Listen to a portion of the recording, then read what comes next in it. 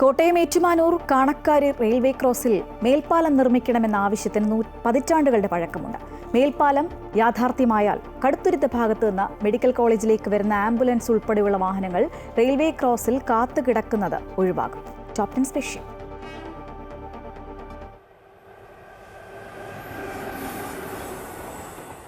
വൈക്കം, തലയോലപ്പറമ്പ്, എറണാകുളം, കടുത്തുരുത്തി തുടങ്ങിയ മേഖലകളിൽ നിന്നും കോട്ടയം മെഡിക്കൽ കോളേജ് ആശുപത്രി, MG യൂണിവേഴ്സിറ്റി, മാന്നാനം, കുമരകം തുടങ്ങിയ സ്ഥലങ്ങളിലേക്ക് എത്താനുള്ള എളുപ്പമാർഗമാണ് കാണക്കാരി അതിരമ്പുഴ റോഡ്. ഇതുവഴി പോയാൽ 5 കിലോമീറ്ററോളം ദൂരം ലാഭിക്കാമെന്ന് മാത്രമല്ല, ഏറ്റുമാനൂർ ടൗണിലെ ഗതാഗതക്കുരുക്ക് ഒഴിവാക്കാനുമാകും. ട്രെയിനുകൾ കടന്നുപോകാനായി കാണക്കാരി റെയിൽവേ ക്രോസ് അടച്ചിടുമ്പോൾ ഇരുവശവും റോഡിൽ വാഹനങ്ങളുടെ നീണ്ട നിരയാണ് കാണാനാവുക. ഇതുവഴി ആംബുലൻസുകൾ അധികം വരാറില്ലെങ്കിലും വരുന്നവ കുരുക്കിൽപ്പെടുന്നതും പലപ്പോഴും സംഭവിക്കാറുള്ള കാഴ്ചയാണെന്ന് പ്രദേശവാസികൾ പറയുന്നു. ഇവിടെ വളരെ അത്യാവശ്യമാണ് മേൽപ്പാലം എന്ന് പറഞ്ഞത്. കാരണം ഇവിടെ മെഡിക്കൽ കോളേജ്, യൂണിവേഴ്സിറ്റിക്കൊക്കെ പോകേണ്ട ആൾക്കാർ ഇതിലാണ് ഏറ്റവും കൂടുതൽ തിരക്ക്. വടക്കൻ എറണാകുളം ജില്ല, അങ്കമാലി അങ്ങനെയുള്ള വരുന്ന റൂട്ടുകൾ ഇവിടെയാണ് ഏറ്റവും പ്രധാനം.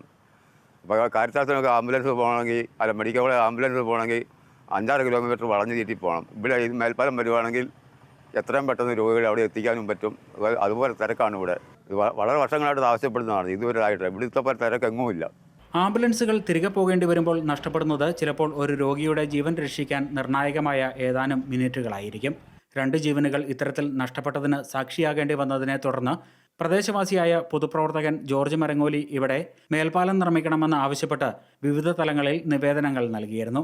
ഈ ആവശ്യമുന്നയിച്ച് റെയിൽവേ മന്ത്രി അശ്വിനി വൈഷ്ണവിനും കഴിഞ്ഞ ആഴ്ച നിവേദനം അയച്ചതായി ജോർജ് മരങ്ങോലി പറഞ്ഞു. ഈ വാഹനക്കുരുക്ക് ഉണ്ടാകുന്നത് കൊണ്ട് ആംബുലൻസിൽ നിന്ന് രോഗികൾ 1-2 മരണം ഞാൻ എൻ്റെ കൺവെൻറ്റ് കാണാനിടയായി. ഒരു 5 വയസ്സുള്ള ഒരു പെൺകുട്ടിയും ഒരു 85 വയസ്സുള്ള വൃദ്ധയായ മാതാവും ഗതാഗതക്കുരുക്കിൽപ്പെട്ട് തത്സമയത്ത് അവരെ ഹോസ്പിറ്റലിൽ എത്തിക്കാൻ സാധിക്കാതെ വന്നതിനാൽ അവർ മരണപ്പെടുകയുണ്ടായി. ഈ മരണം കണ്ടതിൻ്റെ അടിസ്ഥാനത്തിലാണ് ഞാൻ അന്ന് നമ്മുടെ ജോർജ് കുര്യൻ, ന്യൂനപക്ഷ വകുപ്പ് മന്ത്രി ജോർജ് കുര്യൻ ചാർജ് എടുത്ത ഉടനെ തന്നെ ഇതിനെ സംബന്ധിച്ച് ഞാൻ അദ്ദേഹത്തിന് ഒരു നിവേദനം സമർപ്പിക്കുകയുണ്ടായി. റെയിൽവേയുടെ ഇപ്പുറം വശം കാണക്കാരി പഞ്ചായത്തും അപ്പുറം അതിരമ്പുഴ പഞ്ചായത്തുമാണ്. ഈ 2 പഞ്ചായത്തുകൾ തമ്മിൽ യോജിപ്പിക്കുവാനും ഈ മേൽപ്പാലം കൊണ്ട് സാധിക്കും. വടക്കൻ ജില്ലകളിൽ നിന്നും കോട്ടയത്തേക്ക് വരുന്ന ചെറുവാഹനങ്ങൾക്കും ഏറെ പ്രയോജനകരമായി മാറുന്ന റോഡാണിത്.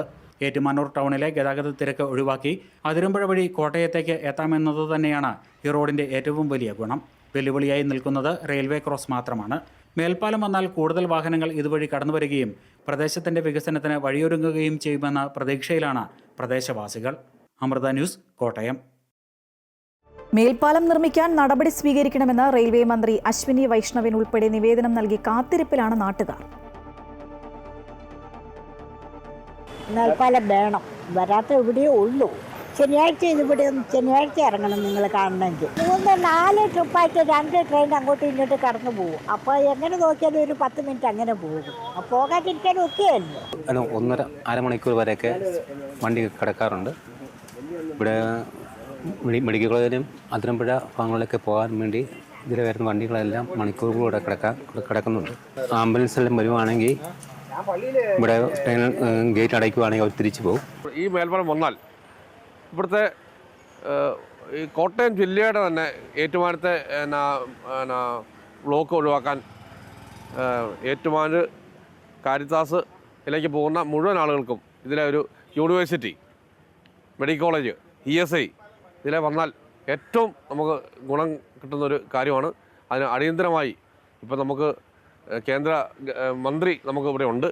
ആ മന്ത്രിയുടെ ശ്രദ്ധയിൽപ്പെടുത്തി, ജോർജ് സാർ അടക്കമുള്ള ആളുകളുടെ ശ്രദ്ധയിൽപ്പെടുത്തി, ഇത് നമ്മൾ എത്രയോ പ്രാവശ്യം ആവശ്യപ്പെട്ടാണ്. ജോസ് കെ മാണിയുടെ അടക്കം നിവേദനം കൊടുത്തിട്ടുണ്ട്. ഇപ്പോഴത്തെ നമ്മുടെ ഫ്രാൻസിസ് ജോർജ് നിവേദനം കൊടുത്തിട്ടുണ്ട്. ഇപ്പോഴത്തെ നമ്മുടെ ജോർജ് സാർ അടക്കമുള്ള ആളുകൾക്ക് മുഴുവൻ നിവേദനം കൊടുത്തതാണ്. പ്രശാന്ത് ജോസഫ് ചേരുകയാണ്. പ്രശാന്ത്, ഈ റെയിൽവേ ക്രോസിൽ മേൽപ്പാലത്തിനായുള്ള നാട്ടുകാരുടെ കാത്തിപ്പിന് ഈ പറഞ്ഞതുപോലെ വർഷങ്ങളുടെ ഒരു പഴക്കമുണ്ട്. കാത്തിരുന്ന് അവർ പൊറുതിമുട്ടിയിരിക്കുകയല്ലേ?